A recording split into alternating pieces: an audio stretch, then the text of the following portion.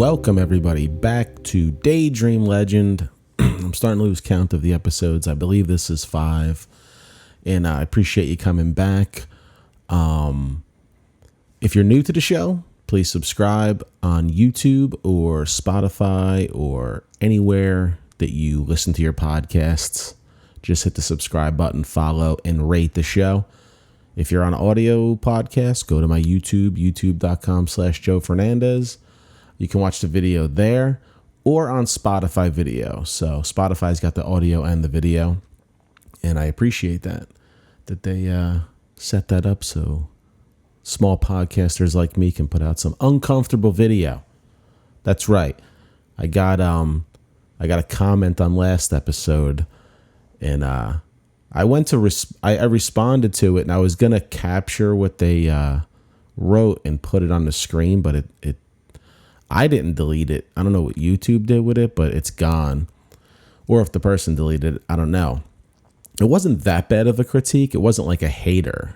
It wasn't a hater. It was because like the way YouTube video, like the studio works, like if someone leaves a comment, it'll show you all their other comments. And this guy has, or woman, I don't know who they are because their screen name didn't say whether they were a man or a woman. But they've been positive about my web series in the past, saying they liked it, they wanted it longer. And then this podcast, they said, you need a co-host, cause this is awkward. And, no shit. Listen, man, I had a co-host in my old podcast and it was great. I loved it. It's just that it ran its course. And our career, if this is for the guy, if you are listening again, if you can bring yourself to watch another uncomfortable podcast. We had a great podcast, but his career moved on, my career moved on, and we just the podcast, a lot of projects just have a lifespan. They can't go on forever. And yes, I would love a co-host podcast, but it's very hard to do. There's reasons why it's hard to do that. Most important is it's tough to have a good chemistry with somebody on a cast. We had good chemistry, me and my buddy. So I haven't found anyone that I have that sort of banter chemistry with. And I figured, you know what? Let me just try a solo one and figure it out.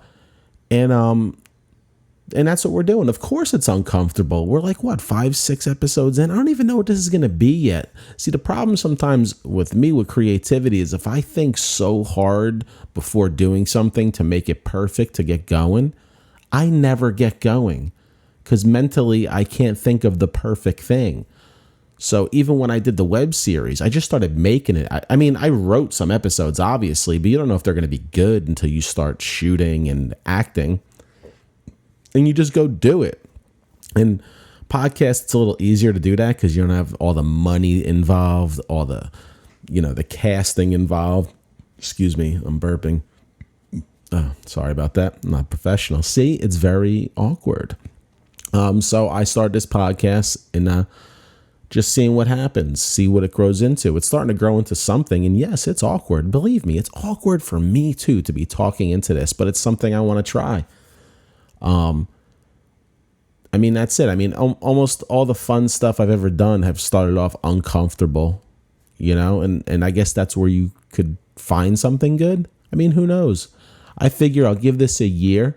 If this doesn't grow into something, then it is what it is. But even after a year, if I'm having fun with it, if I have like 25 solid listeners, I mean, whatever. It's just a creative thing to do. I can come up with great ideas for the stand-up act just by rambling into this mic, taking weird voicemails or news stories.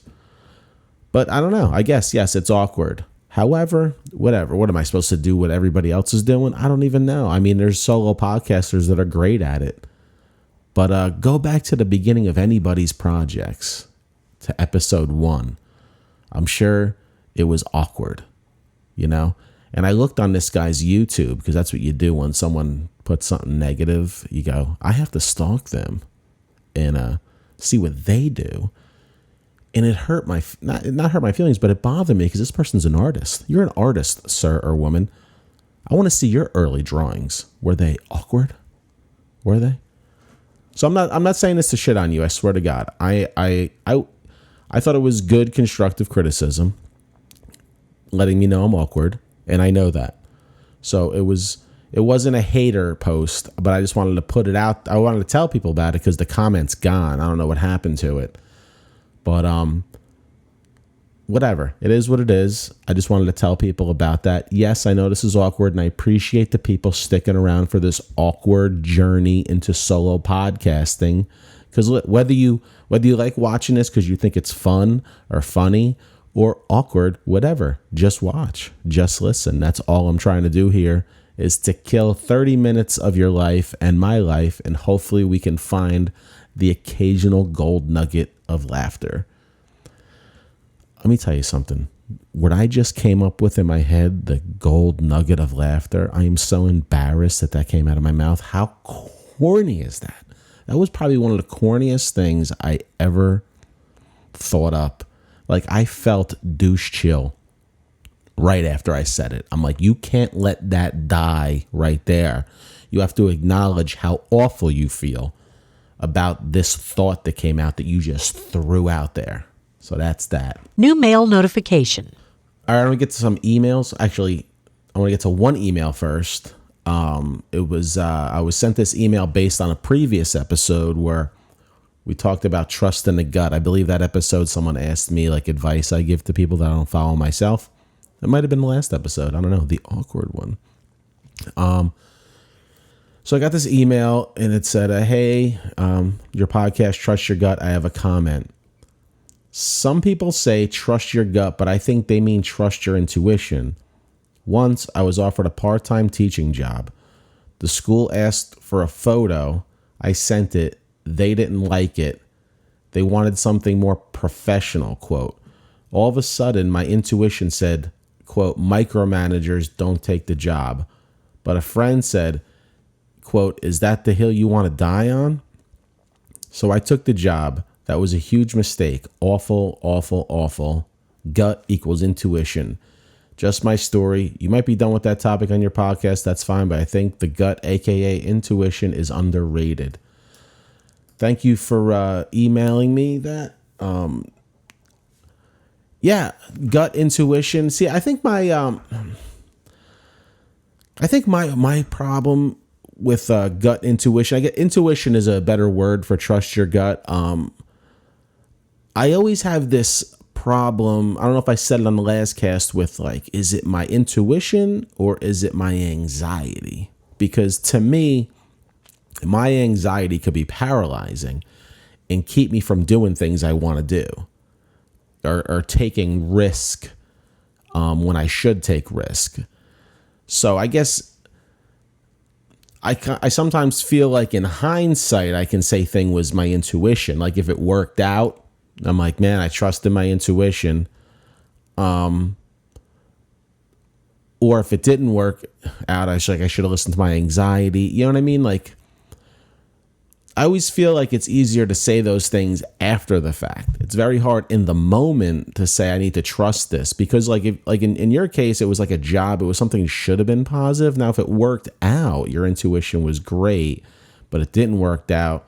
See, I don't know. I'm kind of confusing myself right now. What I'm trying to say is like, I tend to be a negative person. So I sometimes feel my anxiety keeps me negative. Now I'm positive with some things, but like really important things, I get really anxious about. And I don't like really negative people. Here's my thing on negative people, like people that are totally negative all the time is, they're not risking anything. Like, cause if you're negative, if it doesn't work out, you're like, well, see, I knew it. But if it does work out, then you win. But you stayed negative the whole time, so you risked nothing. So, I need to try and trust my intuition more.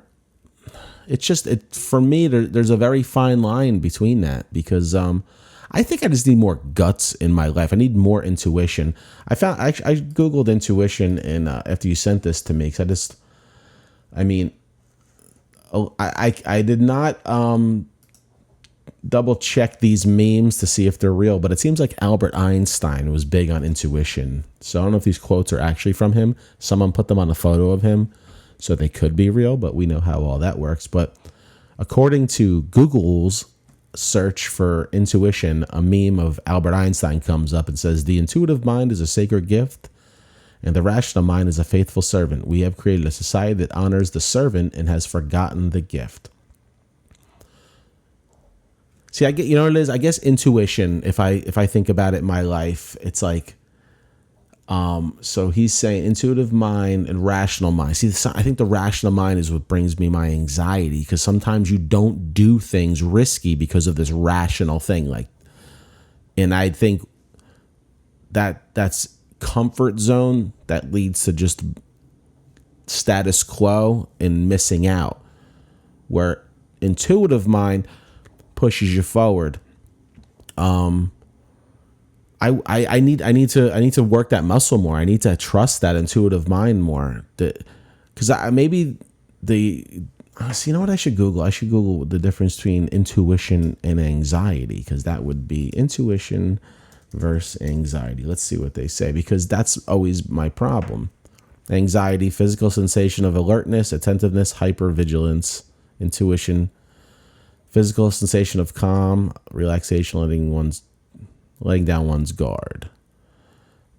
Anxiety, mental analysis. Intuition, mental clarity. Anxiety is you have to play the cards right to avoid disaster. Intuition is underlying assumption everything will turn out for the best. Okay, so it's positive versus negativity. Will things turn out for the best?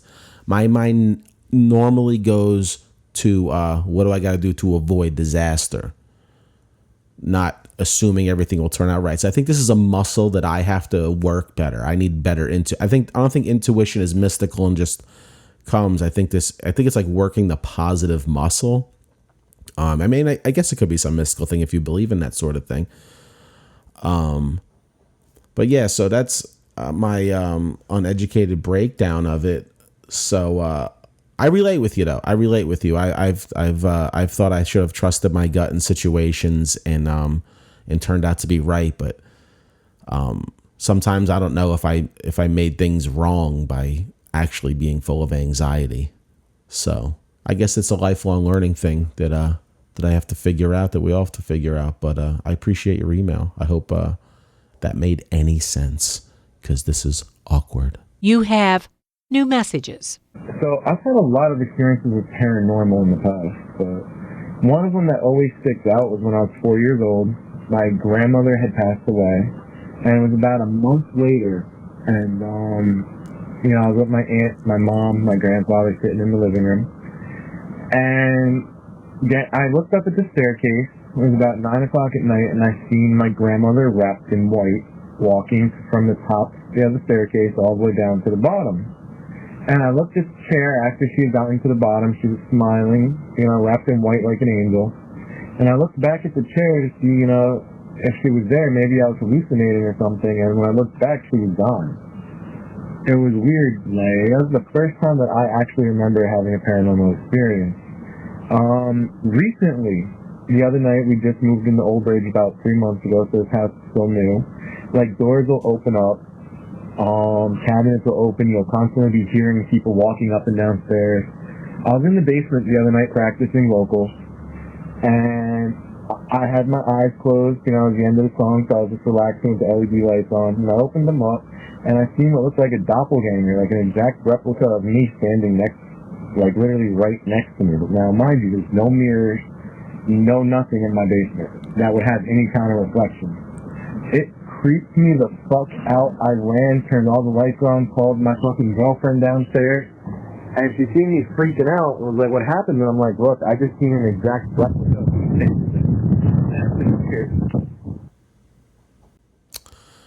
Okay. That sounded like a paranormal experience during the phone call with all the wind and the weird connection, and how it just died at the end. So I got to say, that was spooky.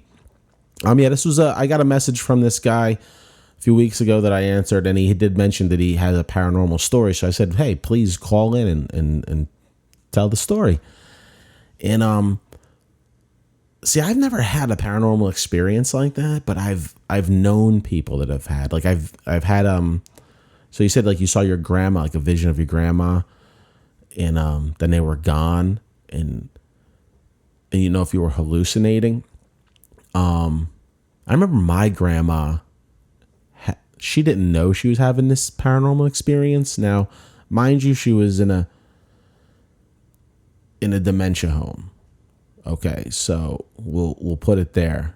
But not a dementia home. She was getting old, and she was getting a little, you know, she used to think I was her brother Chuck sometimes. So she was on the verge of that, you know.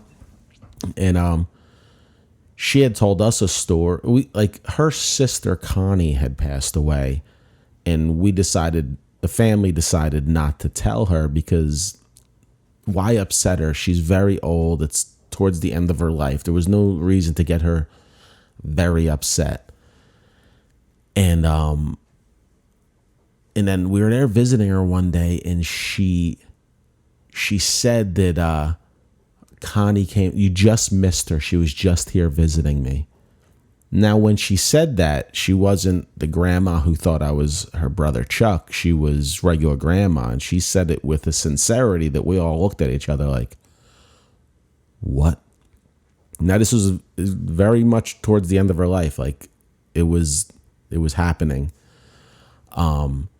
So I always think about that from time to time, as if like my Aunt Connie, my grandmother's sister, was like visiting her and like maybe bringing her along to wherever, if there's anything. It was very genuine out of her. So it wasn't, and she didn't know she passed away. And that's what was really strange for us. And then another paranormal experience I was told about involved my grandfather. Now, both of these were happening towards the end of their life. And it's kind of the only signs that I have of like some sort of afterlife. Because he, I believe, passed away about 6 months after my grandma, his wife. They lived in the same home. And he said, now he wasn't having dementia at the end. He was sharp, but he was getting old. And he said that my grandma, who had passed away 6 months, now he knew she passed away, but that she came up to the place, to the nursing home in a car, and said, you know, you should get in. Look who I have here. And it was like a baby, like a little kid. I don't know if it was a little kid or a baby, but apparently they lost a child years ago.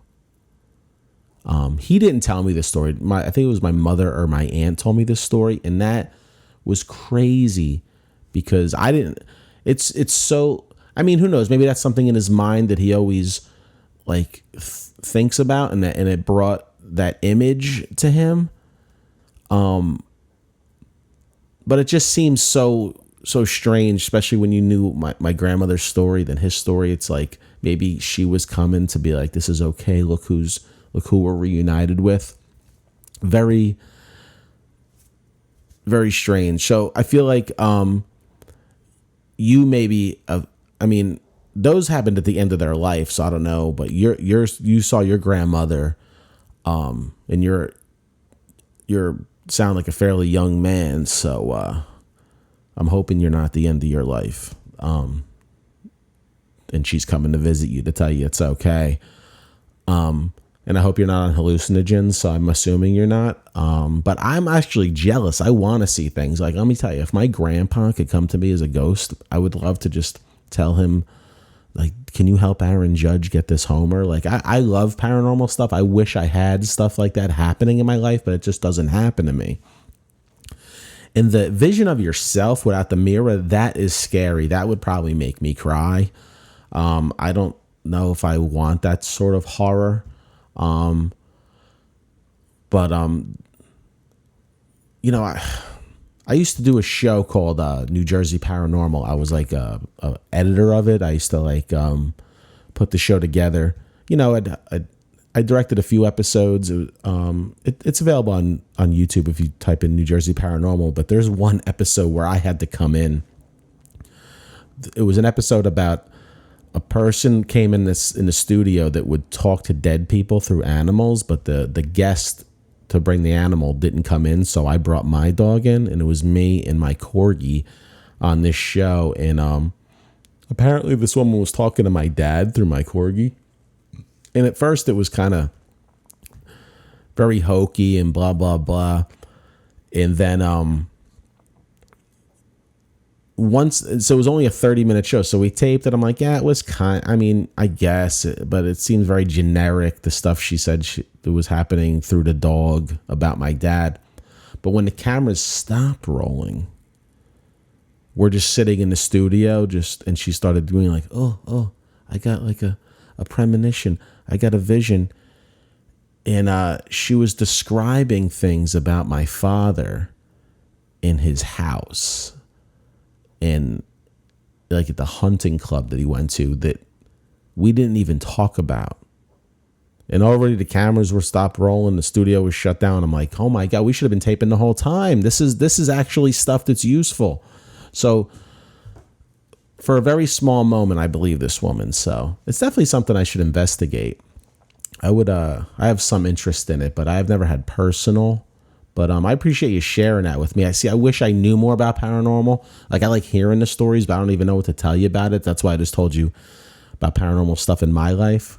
But I appreciate you sending the clip, and it wouldn't hurt to get your brain checked out, because maybe if you're seeing these things, you may have. I mean, if there's no such thing as paranormal, maybe you need help or something. I don't know. New message. Okay, I have a voicemail from our trusted fan who's always given us lots of content, Robin. Let's hear Robin's voicemail. Hi, Joe. It's Robin again. I don't have a Sangul, marry, kill. I have a what would you rather. So here's the three choices. Would you rather have the hiccups for the rest of your life, or feel the need to sneeze but not be able to for the rest of your life? The first one. Second one is, would you rather know when you're going to die or how you're going to die? And the third is, would you rather be buried alive or drowned at sea? Thanks, Joe. Can't wait to hear your answers. Okay. Yeah, 3 would you rathers. So let's see if we can bang these out. Oh, and she sent a follow-up message that I'm gonna play for you guys. Okay, would you rather hiccups forever or feel the need to sneeze but not be able to? Well, okay, hiccups forever. So if you're just like, you probably can't even talk to anybody. If we're talking about forever, you'll never be able to communicate with anybody. And nobody's going to want to hang out with you or have dinner with you because you're just going to... Like, what did Ralph Cramden call them in The Honeymooners? The he-coughs? Hiccups do suck, and forever... I don't think I can do hiccups forever. Now, the feel the need to sneeze but not be able to, that must... Like, if it's constant... both of these, I would want to kill myself right off the bat if they were constant. I'm not... I mean... Now, the feel the need to sneeze, if it's just like, and then you get a little reprieve, I would do that. But if I'm constantly in a state of feeling the need to sneeze, then I feel like I'd have to feel the need to sneeze, because the hiccups I can't talk through. I can't have a conversation because I'm hiccuping. But feel the need to sneeze, it would just be... I feel like hiccups would be annoying for other people. So feeling the need to sneeze would be more annoying to me. But I think maybe we'd get used to it. So the next one was when... Actually, she sent a follow-up message based off that. So let me see if I could get that up real quick. Let me see. So I was getting desperate with this itch. And I get a thing of water, a straw, and I hold water in it. And I stick it up my nose and I let it go. I should have put salt in it so it wouldn't burn, but this is me, so we're not surprised. So I think I put so much water, somehow it got into my ear. And, can I tell you the earache I have now? Because I flooded my eardrum with water, trying to get rid of this itch up my right nose. So now I got the itch still, but now with an... Oh, wait, no, that wasn't the one. Let's start. All right, so Robin had a follow-up to that. So I'm going to play that message. She sent this to me over Facebook. So it's like a voice message on Facebook. I got to tell you, it's a lot to type, so I'd rather talk.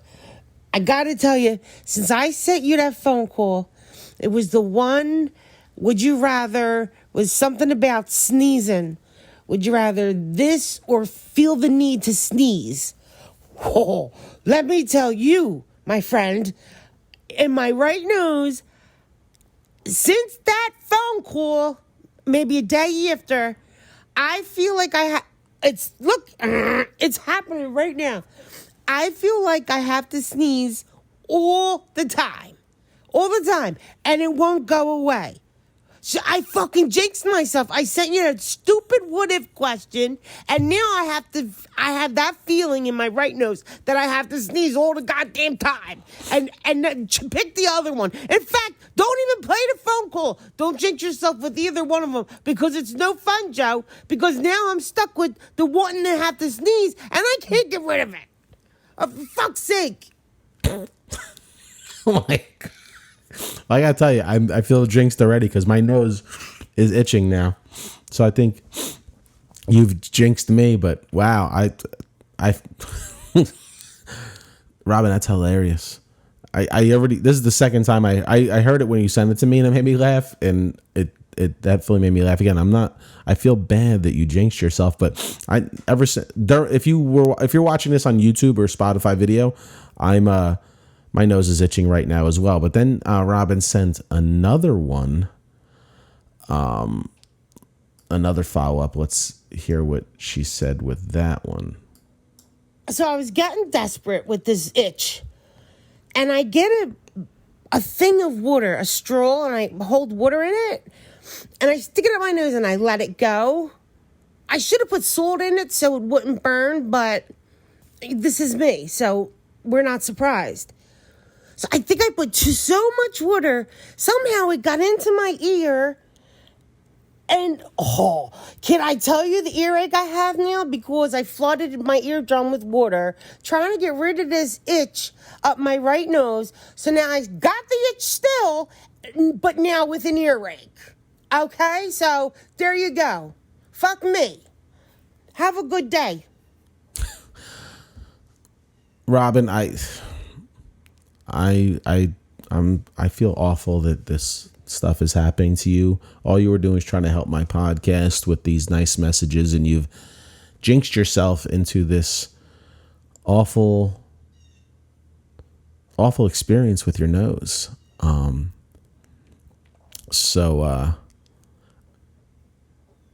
Are you hoping for hiccups? That's what I'm wondering right now. You're like, man, I wish I had hiccups right now.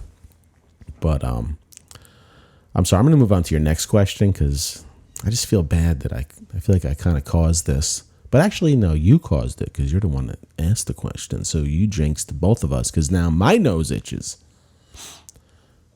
This is an awkward podcast, I have to say. This is very awkward. That guy is right. Okay, she said, would you rather know when you're going to die or how? I think I'd rather know how. I don't want to know when. I don't want to know when because I won't be able to live my life up to that point. It would be just, I don't want a countdown clock. I don't want to know when I'm going to die. So I was I accidentally hit Robin's sound again. Sorry. See, you've jinxed us. There's a paranormal experience happening right now. Paranormal. Your voice is just coming out of nowhere. So yes, I'd rather know how I'm going to die because at least then I could take measures to like prevent it. Unless it's a bus, then like if you're like, oh, you're gonna get hit by a bus, then I am never gonna go near the road again. See, I thought this was gonna be easy. When or how?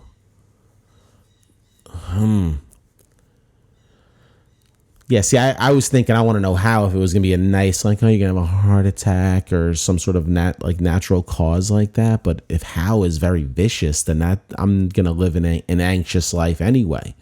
So maybe I want to know when. But if you tell me when, you're like 4 o'clock today, I'd be like, why? I don't.